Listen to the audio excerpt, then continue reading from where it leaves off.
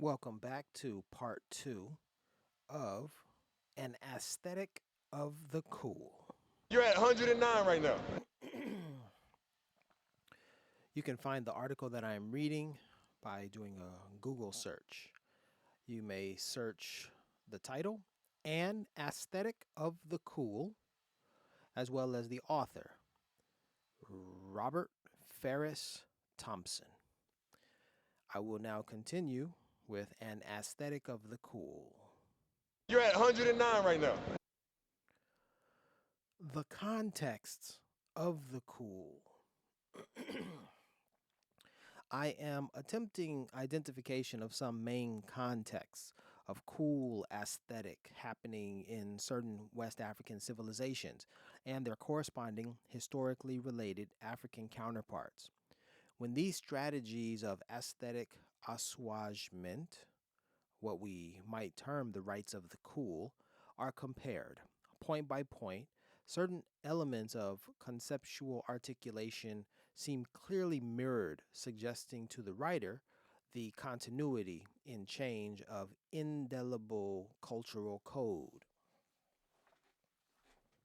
Let us pursue this possibility with transoceanic pairs, cross river, lower Niger, western Cuba, Dahomey, Haiti, Akan, neighbors, Suriname. The base for this pairing is the proof of contact through the Atlantic slave trade.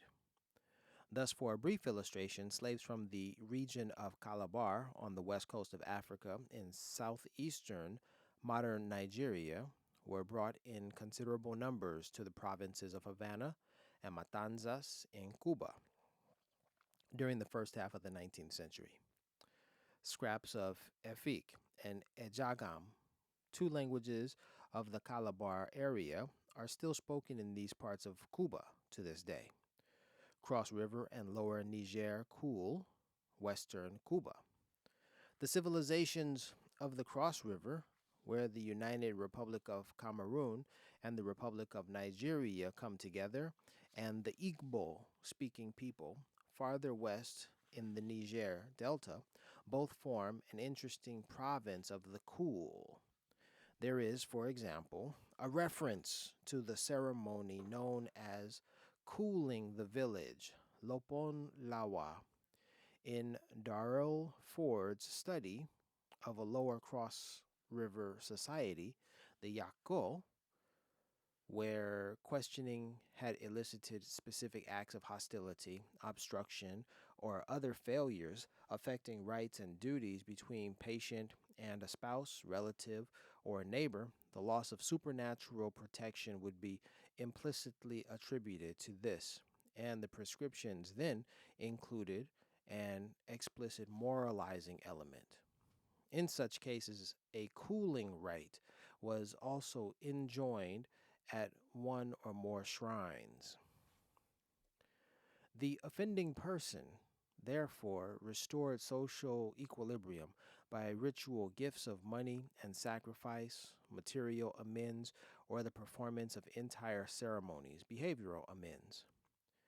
Diviners or diviners were crucial in such instances, for they were what might be phrased specialists in cool, whose own initiation had significantly combined prolonged staring at the sun with training in the lore of soothing herbs and cooling sacred water.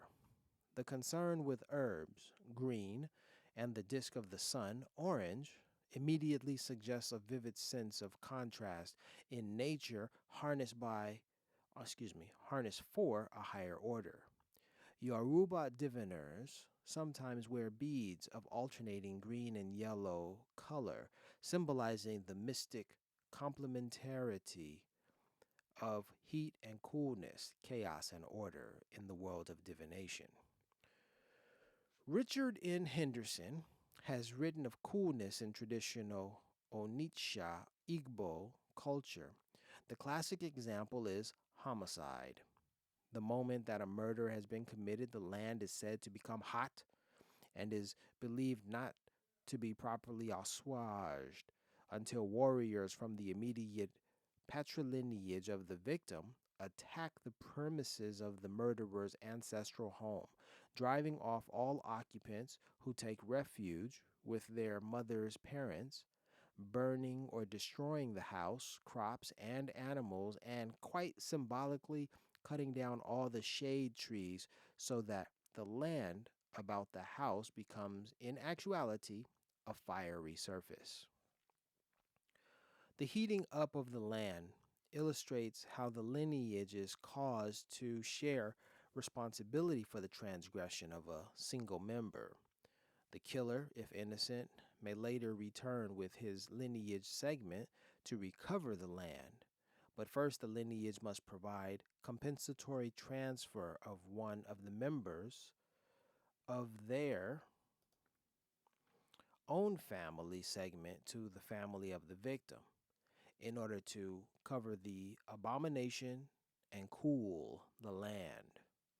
The fiery surface then cools down to habitable temperature after the parties involved have bound their lives and reestablished social purity and coolness in reconciliation.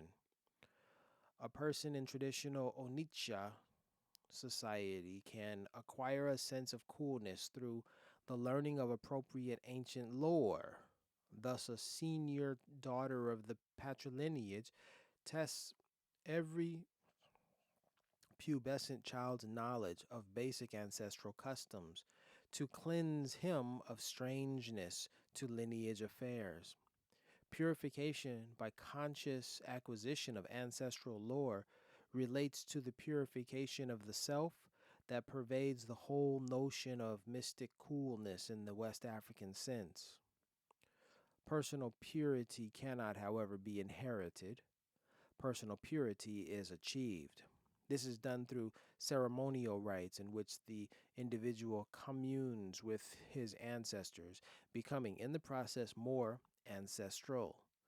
Other sources of ritual coolness in the for purity include learning to speak with words which bear evidence of diplomacy and high character, learning the deep uses of the fan to enforce peace on disputing non titled men by fanning them when they begin to argue, and ideally to transcend arrogance and revenge in favor of situations in which men may move in whole concert with one another.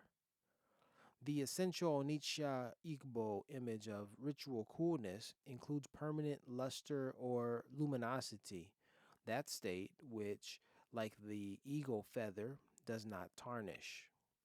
People in the society take pains to maintain special neatness and brilliance in their personal appearance, and clay walls are carefully rubbed and polished. Purification of the self also elevates the individual beyond sorrow, close to the divine order of things, if only at the level of performance. Thus, a chief confronted with news of death within the lineage indicates his status by absence of facial expression. He appoints others to mourn for him. There are certain senior women in Onisha Igbo society who are armed with extraordinary powers to restore coolness. When a person has committed an act which contaminates his compound, the senior priestess of the patrilineage must perform an oath to quench the fire which makes his presence dangerous. She beats a fowl around the body of the malfeasor in order that the bird absorb the heat of his morally dangerous condition, thus restoring equilibrium and social order. The quest of the cool in ritual purity reappears among the blacks of western Cuba who are of Cross River and Igbo extraction. Here, too, a rooster is passed, fluttering and still alive, about the torso of an initiate into the famous all-male Cross River derived Abakua society. This act is said to absorb impurity from his body. Another form of mystic coolness in the Afro-Cuban Abakua society dramatically emerges during the funeral of a cult elder. We arrive at the supreme moment separating the soul of the member from the sacred skin of the drum.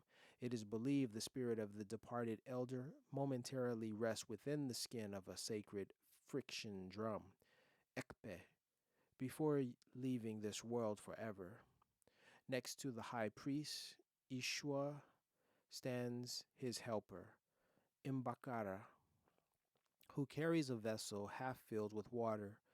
Ishue chants, and the soul of the departed member abandons the skin of the drum and travels into the vessel. It is going to seek the water, because water has the power of sustaining within itself the spirits of the dead and dominating them. Water attracts the souls of the dead. Its coolness clarifies them, lends them tranquility.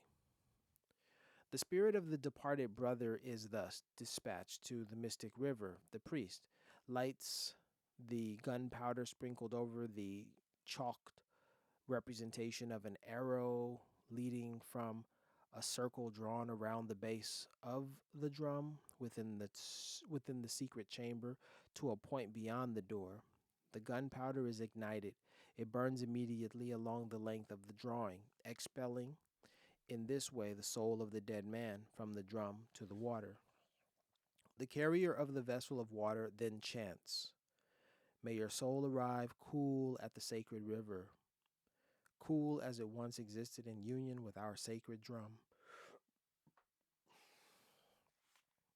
We shall see shortly that in Dahomey, broken pottery at a funeral signifies the shattering of life by death, the anguish of which is eased by pouring soothing liquid on the earth and by speaking beautiful phrases and words. By the same token, it seems to me, the use of gunpowder explosions in the Abaqua funeral in Cuba equals the breaking of the pots as a symbolic means of severing death from life. At the same time, the use of cool water in the same ritual confronts, as it were, the heat of the explosion and the glitter of its traveling fire. Clearly, the river of the ancestors is attained in Cuba by means of the most dramatically orchestrated equilibrium. The sign of the arrow as emblem of spiritual transition almost unquestionably derives from the great graphic traditions of the Cross River. In the latter territory, there is a kind of pictographic script, Sibidi, of which the more public and secular manifestations have to do with love and social unity, and the deeper signs with initiation, death, and punishment. This is, we might say, cool writing, scripts whose coolness is a function of abiding concern with social purity and reconciliation. Sultan Joya of the Cameroon grasslands was influenced by the signs of this script. At the beginning of this century, when he elaborated a new syllabic form of writing, largely based on Sibidi, the old concerns remained. When an oral civilization moves to become literate, the first items recorded are the texts felt to be important, just as the first printed book in Europe was the Bible. When Sultan Joa of the Bamoun in the Cameroons invented a script, the first materials written down were the royal chronicle and a code of the customary law and the local pharmacopoeia.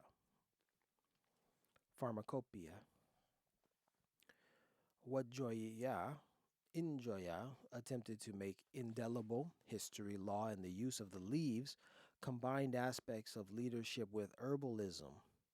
We think of the frequent correlation linking good government with healing in the concept cool.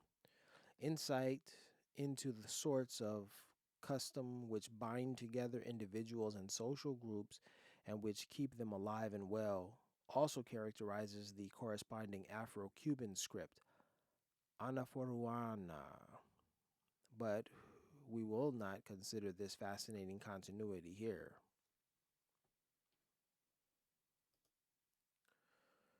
The text continues with a discussion of Dahomey and Haiti, but I'll take another break here. You're at 109 right now.